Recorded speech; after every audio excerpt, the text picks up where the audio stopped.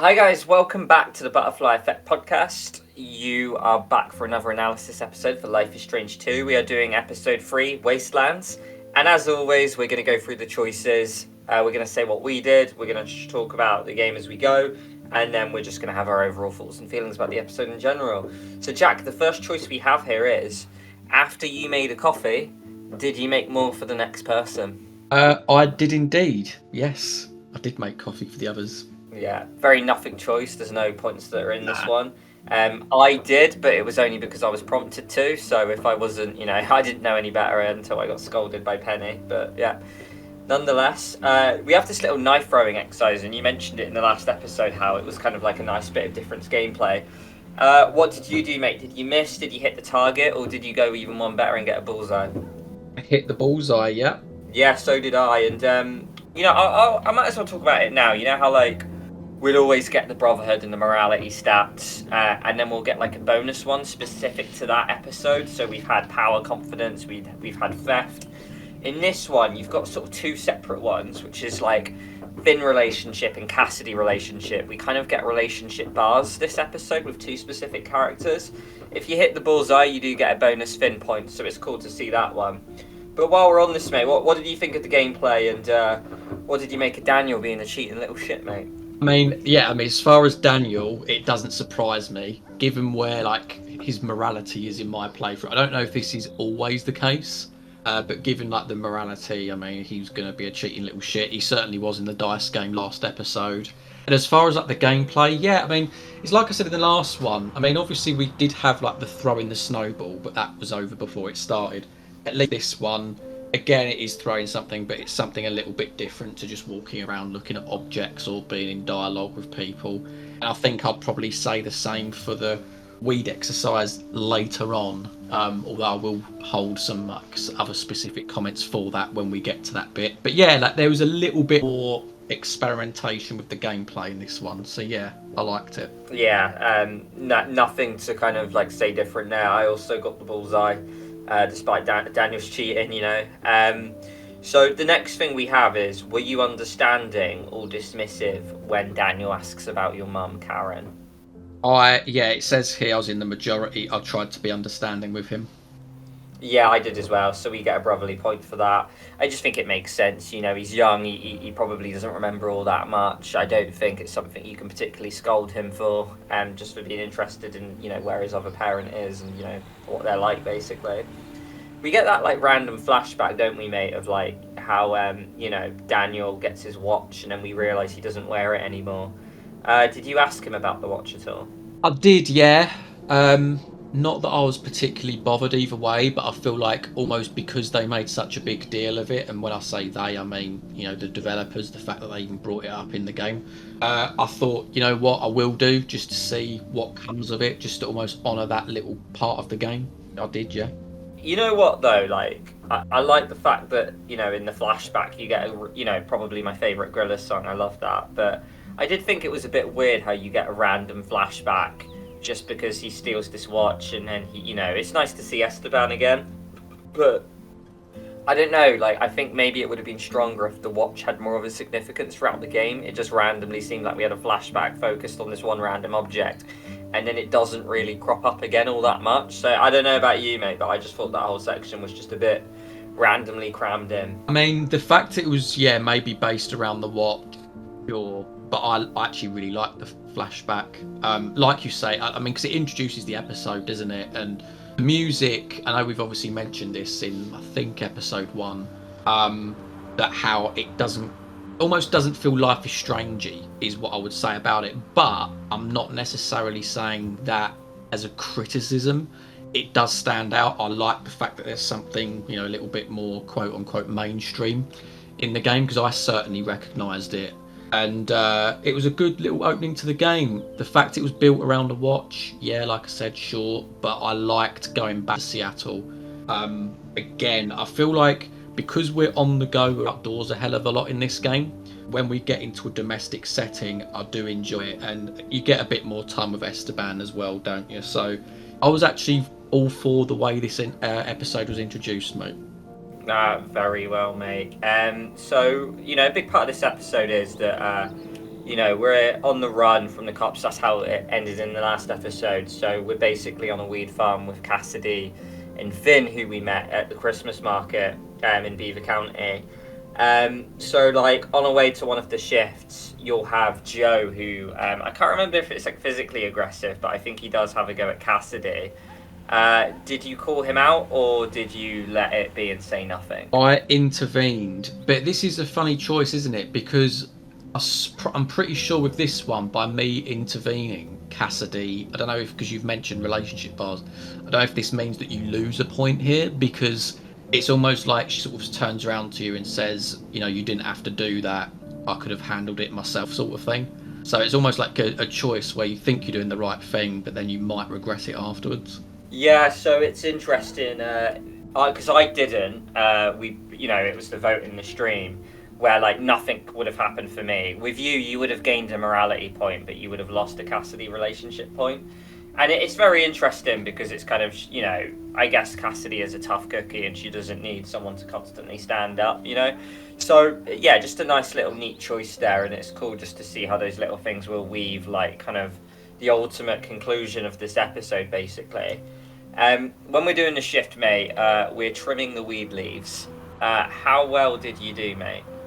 It says here your trimming was average, which I'm actually really surprised about, because I think I've got like 12 or 13 done, which I thought was quite a lot, considering like the repetition with the QTEs, the moving of the camera to like pick something up that I had to do quite frequently. But actually, considering how we've already talked about like the axe throwing thing earlier on, coming back to this one, I did like it.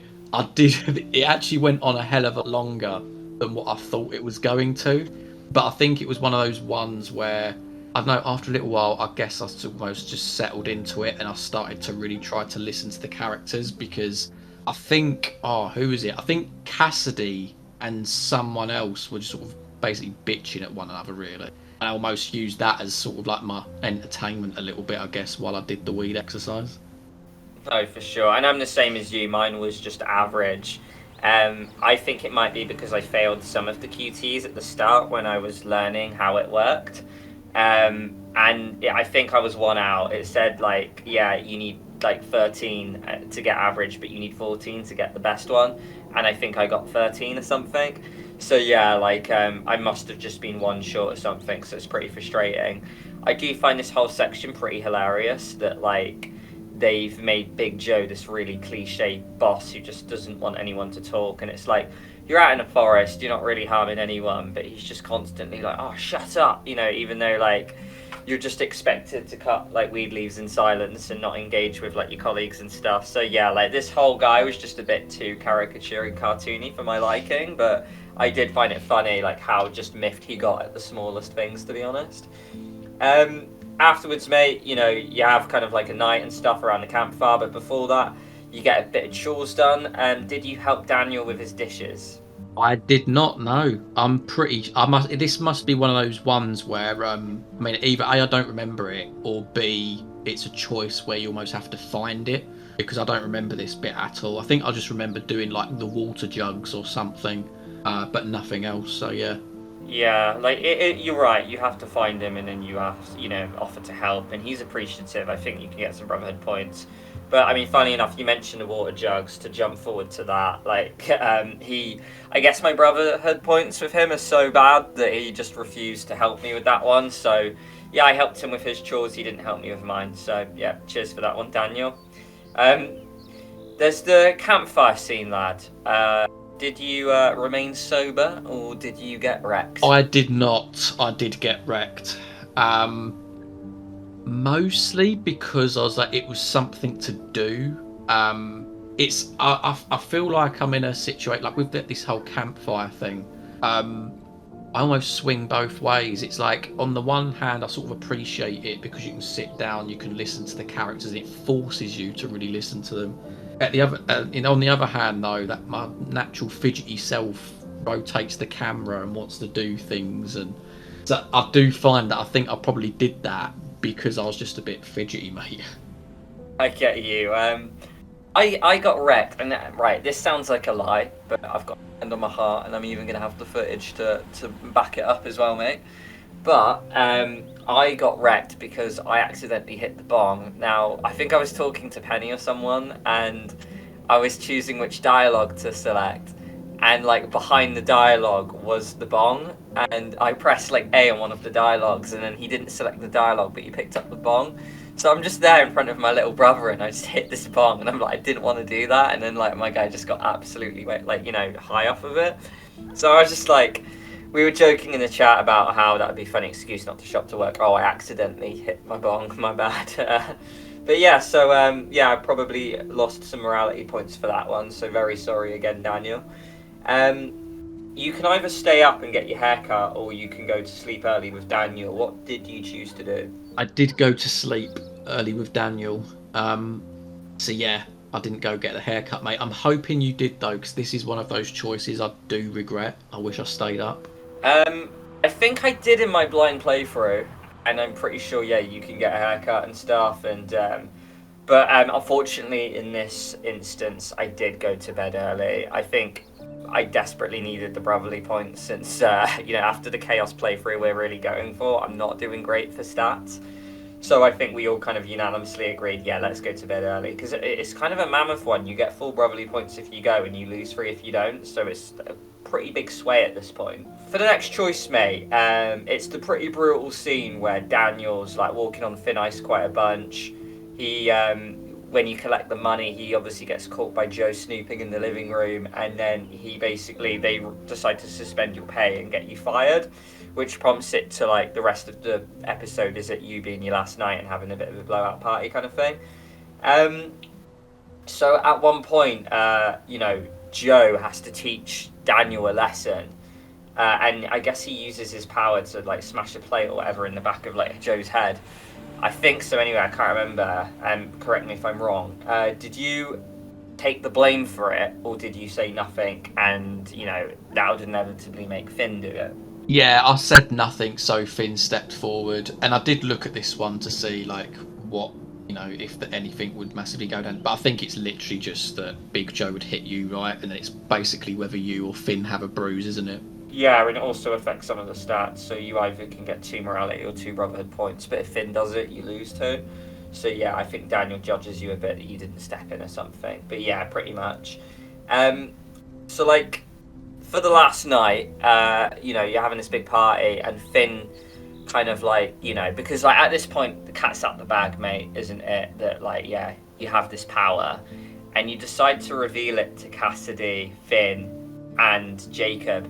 And they all kind of, it's really interesting, isn't it? Because the 3 of them have like very different stances about the power, right?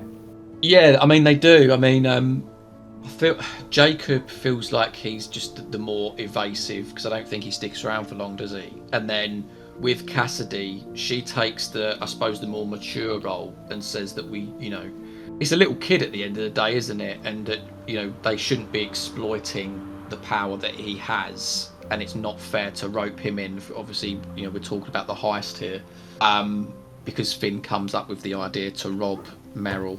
But then Finn is sort of like I don't know, I can almost see why him and Daniel get along, because it's almost like he's a bit of a child himself, isn't he, Finn? Like he sort of gets excited about things, and he's like very, what's the word?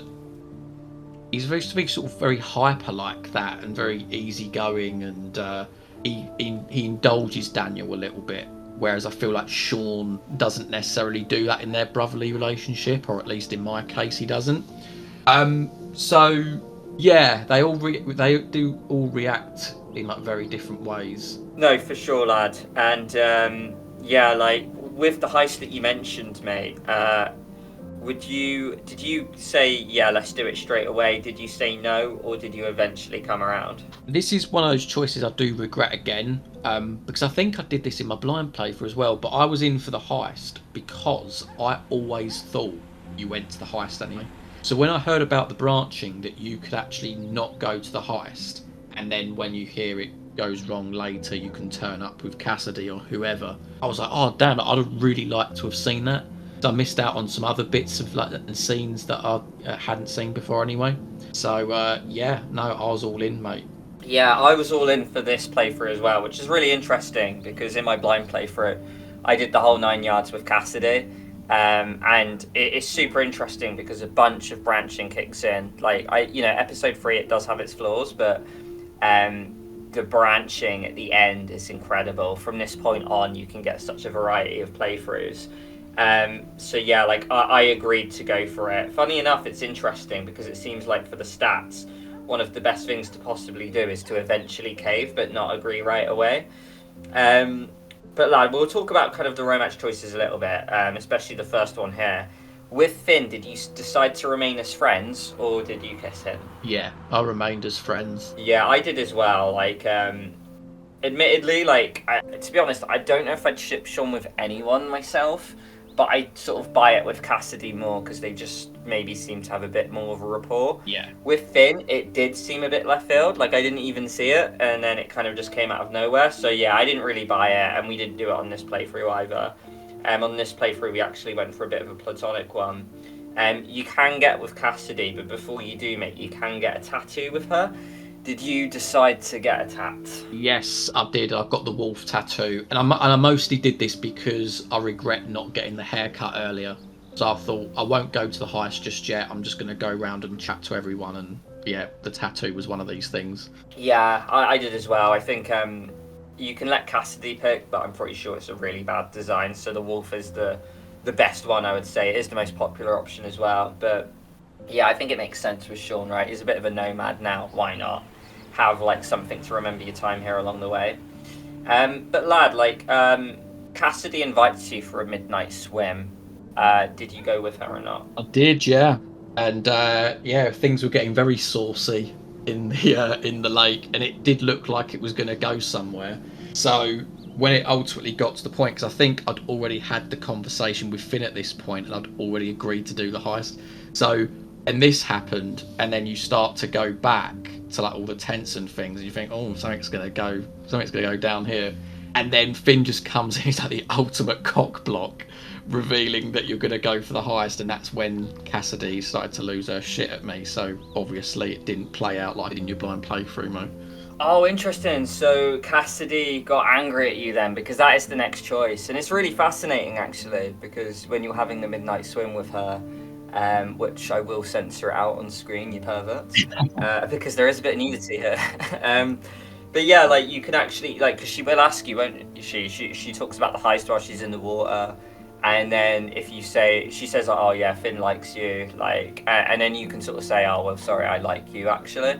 And you can have like a kiss scene with her, but you only get that if you say to her, yeah, like, I'm not doing the heist. Because after the swim, she'll offer for you to go back to the tent, and I imagine that's when Finn can come and cockblock you, right? That's it. But yeah, no, so it's really interesting, and what I really like about it is that you have this big heist scene afterwards, and you can go straight to the heist with the lads, or you could go in the tent with Cassidy. There's this whole scene about like how, you know, Sean loses his virginity, and then he has this whole like thing about how he had a bit of like performance anxiety, and he's gutted with himself that he thinks he didn't perform. And then afterwards he comes out and Hannah's like, oh yeah, like Finn went off with Daniel to like do the heist thing. So then you chase after them basically. So it's super interesting that you get two variations where you can either go to the parking lot, Big Joe's place, and do everything yourself with them, or you can come late and you can kind of see the remnants of the park. So I don't know, I just wanted your 2 cents about like the branching of that and how cool it is that you can kind of get 2 variations, one where you go early and one where you arrive later. I mean, unless my memory doesn't serve me right, that's got to be the best example of the branching so far in this game. I mean, even in like previous episodes, I've said that I've really liked it when there's a slight dialogue change that's honoured a previous choice. I said that it hasn't gone to the levels of Supermassive and Quantic Dream where you see a completely different scene, for example. But that's exactly what we are getting here, because I imagine, therefore, that, yeah, you're not only missing the heist, but you're also missing the bit where you go to, like, Big Joe's, like, trucks and cars to, like, steal one. You miss that all out as well. So, hey, like, I think I rate it. I think that's really good. It's insane, and also like based on Daniel's morality and the brotherhood points and the relationship bars and the bonus points thing we have, that can change your endings as well. So there's almost like all these little subsections that really culminate, and the variety and the branching in the last half an hour of this episode is just like absolutely exquisite, to be honest. But yeah, just to recap, in this, in my blind playthrough, I went in the tent with Cassidy and then I joined late. But in this playthrough, we did have a bit of a chaos run. We did go to the heist first. So when you got there, mate, there's a few options you can do. You can either steal a vehicle without alerting Big Joe, which is what I managed to do in the 27%. You can actually wake him up, but you sabotaged his vehicle so he can't get to you. Or you can accidentally wake him up and he will go after you.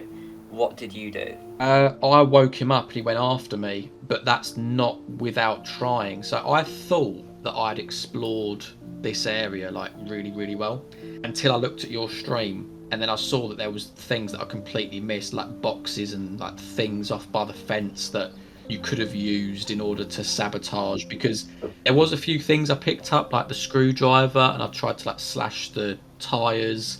I tried to do something under the bonnet for all of the cars apart from the one I took, obviously.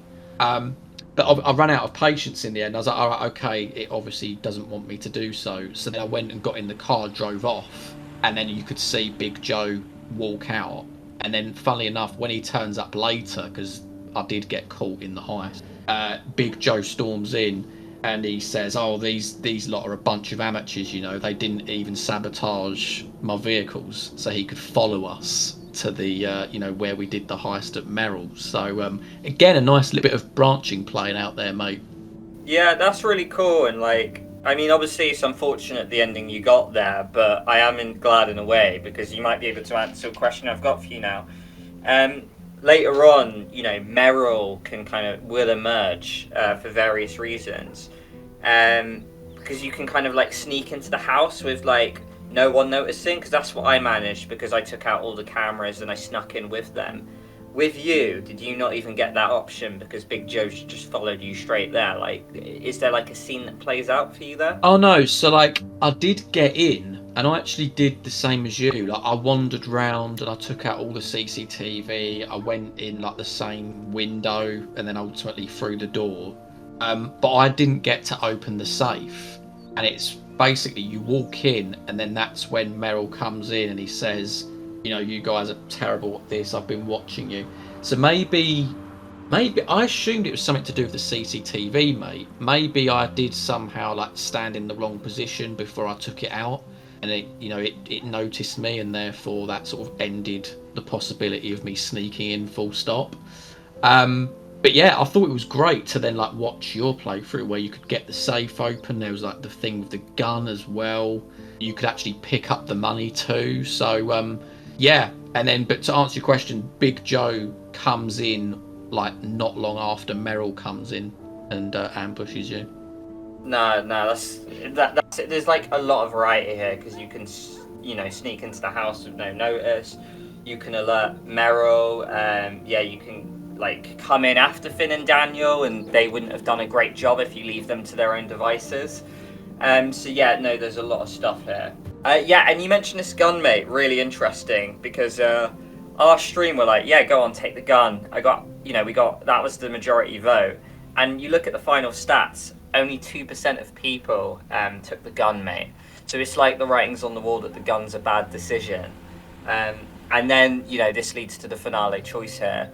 And my ending was so awful and dark and rare that it was in the 0% camp, mate. I don't know if we've ever had a choice on this channel history where we've sat in the 0% camp, if that's ever existed before, mate. That's amazing. 'Cause, I mean, I'm at the complete opposite end of the spectrum. I'm like comfortably in the majority. So I told Daniel to use the power and Finn wasn't killed. And then obviously by extension, because Cassidy wasn't there, she wasn't injured, right? But I didn't know that Finn could get killed, which is so interesting. It's like going into episode 4 when I'm in the hospital, you sneak past the window at one point and you see Finn in there.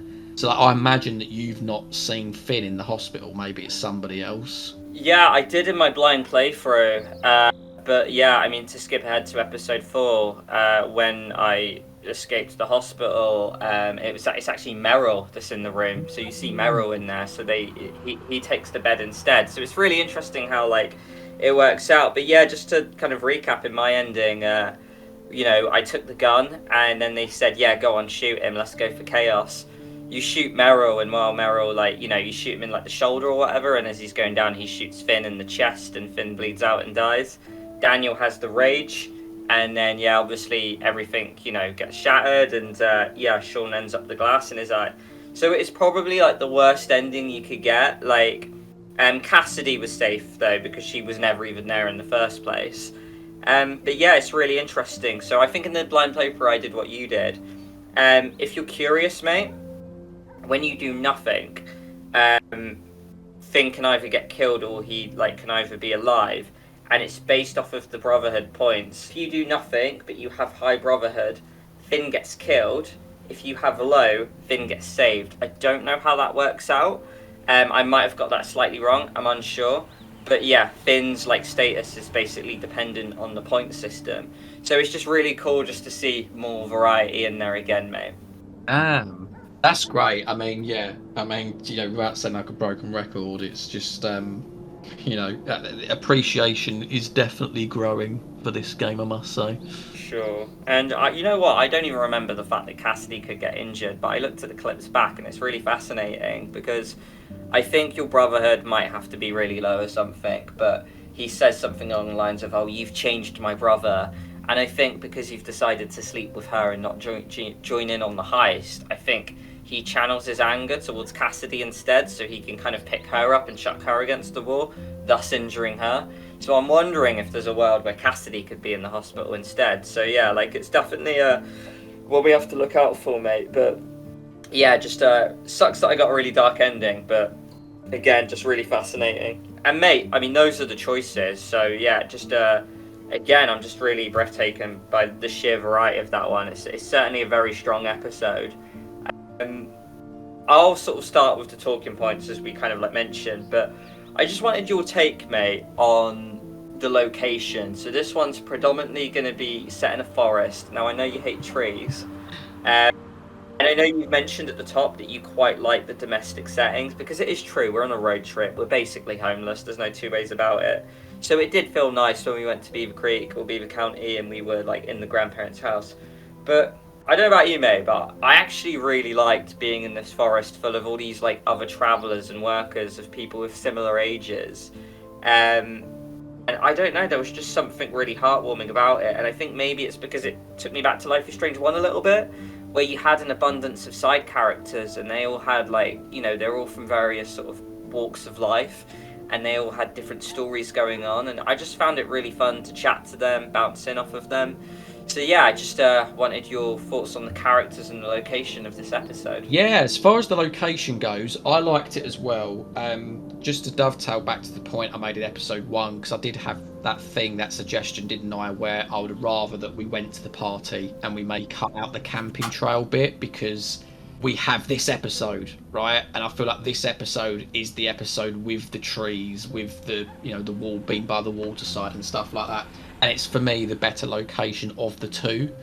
I am glad that does get split up though, with those moments where you go to the weed farm and you can go to Big Joe's to steal the truck X, Y, and Z, and even the way you get to those locations as well, like the routine of jumping on the truck. You're sat on the back, you're having a bit of a laugh. There's actually a particular scene that I really, really like with the music in the background, with all of them going to the weed farm as well. So location-wise, yeah, absolutely solid. As far as the characters, yeah, I mean, there's a couple of characters here that I wouldn't say they quite hit the thresholds of your Estebans and maybe even your Brodies. And by that, I mean perhaps Penny and is it Ingrid and Anders? Yeah. I think they're the two other Swedish show. I do feel like the emphasis certainly was more on Finn and Cassidy, and I think that's telling in the choices. But nonetheless, they are people there to populate the area a little bit that you can chat to and get to know a little bit. There's some interesting conversations, like one I had with Hannah. Yeah, she really is quite obviously distrusting of people, and she wants you to almost prove yourself that you're one of them. And then you can talk to like Anders and Ingrid a bit, like where they're from Sweden, and Penny seems to be a little bit of a conspiracy nut job. So like they've all got their own flavours. They all bring something to the table. So yeah, overall, location wise, character wise, yeah, decent. I agree because I don't know. I feel like if you ever sort of travel and backpack or like go to a hostel, it just I don't know. The group seemed really realistic. Like you would get those types of characters around you, and I agree. They all had a different flavor. Like Hannah being like, "Oh yeah, I hate phonies. Like, are you actually here to stay, or are you another stopper by?" Um, Ingrid and Anders just kind of like doing their traveling. And what's interesting about those two as well is that like, I read on the Wikia that like if you eavesdrop and you just kind of listen to conversations in the background and you really take the time just to kind of like get to learn them by just like eavesdropping, you learn that Ingrid's actually thinking of breaking up with Anders because they have a disagreement on which route they want to take in USA, and Ingrid thinks Anders smokes too much weed. So yeah, no, just really interesting. Bit of Swedish gossip for you there, mate. Oh, yeah. I don't come across that. Yeah, no, I didn't either, mate. So yeah, but yeah, there's it's really interesting as well because one of my other favorite characters in the group is Jake, especially because he's the quiet one. He gets kind of a rough time from Meryl and Big Joe because they always forget his name, and clearly, like he opens up the campfire about how he's coming from a very heavily Christian background, but he's lost his faith. But when he sort of sees Daniel's power, he kind of looks at it like, oh, this has to mean something. And while you kind of shut him down, like, no, just please leave it, like, you can clearly tell that he's going on this bit of, like, a mind spiral.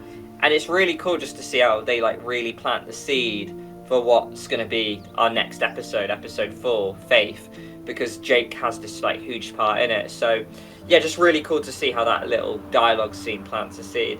But, yeah, and I think because, I had a friend group back in the day where it was almost quite bohemian, where, we grew up on forest parties. It just felt, quite familiar to me, having a campfire, some tents around. So I don't know why, but again, I just felt this was the perfect harmony for Life is Strange 2. It just brought those Life is Strange 1 vibes back. You know how you mentioned before, mate, about how like sometimes you feel overcrowded by Daniel if it's just you two walking? Yeah. I feel this was a good way of having him there where you could still talk to him, you're not neglecting him, but you had other people to talk to. And even then, that was like a new trivia for Sean because, like, Daniel sort of, has this theme throughout where he thinks you're neglecting him for your new friends and stuff. So it's just really cool how there's this new social dynamic for Sean and Daniel to navigate, and that can affect the points as well. So yeah, just all in all, I was just a massive fan of the environment for this episode. On that last point there, I thought it was quite interesting actually because, like you say, there's this dynamic that Sean wants to go off and do his own thing and be with his friends, and Daniel's saying we don't do anything anymore.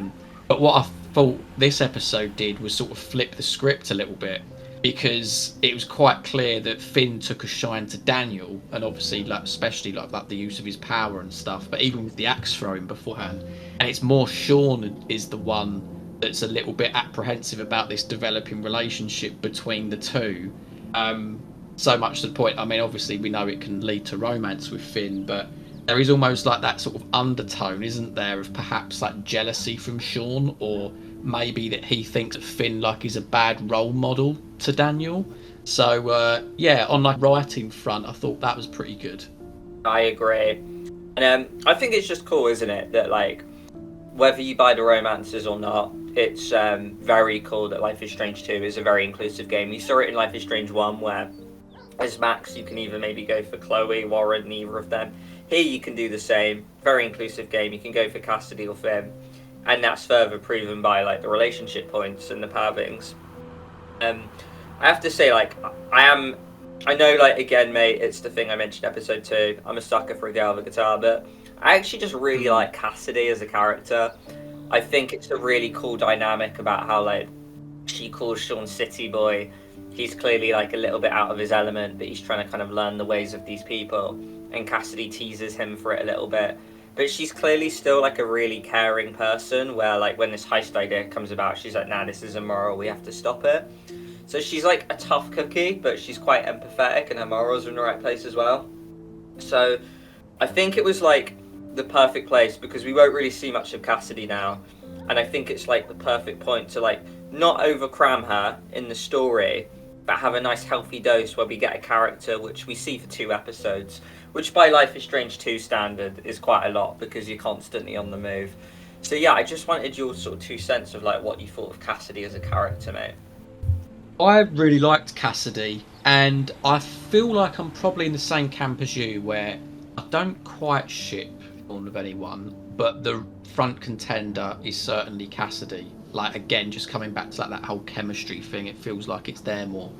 But yeah, and I like the fact in this episode as well with Cassidy that they really tried to give her a bit of a backstory as well, because I think she was saying how she was in a relationship with a black guy, I think, but her dad and her brother didn't approve. I mean, I know you can almost level that and say it's more political messaging again, but it does give her that little bit of depth, as it does with Finn and his family and how his dad. I think him and his dad and his brothers were doing some sort of heist or robbery, and his dad bobbed him in or something like that. So again, coming back to this theme of parents in the Life is Strange universe, they don't like to portray them very well, do they? But yeah, always moving back to Cassidy, I certainly understand where like the romance comes from, and the whole moral thing. It's good because so many times in games, it's almost like maybe we're the moral one, and somebody else lets us down. But what I really liked about my choice was where I went to the heist, having got quite close to Cassidy. It was actually her turning around to me saying, "What the fuck are you doing? Like, why are you letting your brother do this, X, Y, and Z?" And it sort of puts the onus on us a little bit, which I quite liked. So naturally, my opinion of her like went up just from that alone. No, I agree. There's a lot to it, mate. And yeah, no, I'm glad you brought up their backstories because they are tragic. They're important messages as well. But yeah, and they're just really cool just to kind of see how much depth they've given to these 2 characters. So yeah, mate, is there anything you want to kind of mention? Because I think I'm sorted. I think, we often mention glitches. Mine was pretty glitch-free in this episode. There will be one in the next episode, which I'll recap, but I'm pretty sure you had one about a running raccoon at one point, which was shared by someone in our Discord as well, mate. Yeah, I had 2 in this episode. So the first one being, like the raccoon on a treadmill, which, I imagine you'll put up on screen now for people to see. And then the second one was what I call the invisible potato. So there's that bit where you can sit next to Hannah, and I think you can talk to Penny and Anders, and you're basically just peeling potatoes. But for some reason in my game, when you go to like pick up the potato, like you follow the prompt, you don't actually pick anything up, and it just looks like that Sean is self-harming. Like he's like peeling. It looks like the skin from his hat. It's really quite disturbing, actually. And that was another glitch, but I've not necessarily seen that elsewhere, so I don't know how that's fallen onto my game. But yeah, I did have a couple in this one, mate. No, for sure. I do enjoy like a good glitch. But other than glitches, mate, is there anything you want to mention about Wastelands at all? No, I don't think so. I'm happy to end it there. No, but that's it. But guys, thank you very much for joining. I must say, I'm going to have to think about it more, but this might just be my favourite episode of the series. We'll have to see how the other ones go, but just the branching at the end, I just think is incredible. It's some of the best. We often say, Quantic Dream Supermassive games are the kings of it, but I just look at the branching and the flowchart for this, and this one must come pretty close for an episode. It's just absolutely great. So, guys, tell us what your choices were. Tell us what you thought of the episode. Tell us what you thought of our choices. And be sure to check out the rest of our channel. Otherwise, guys, thank you very much, and we'll see you all in the next one. See you later.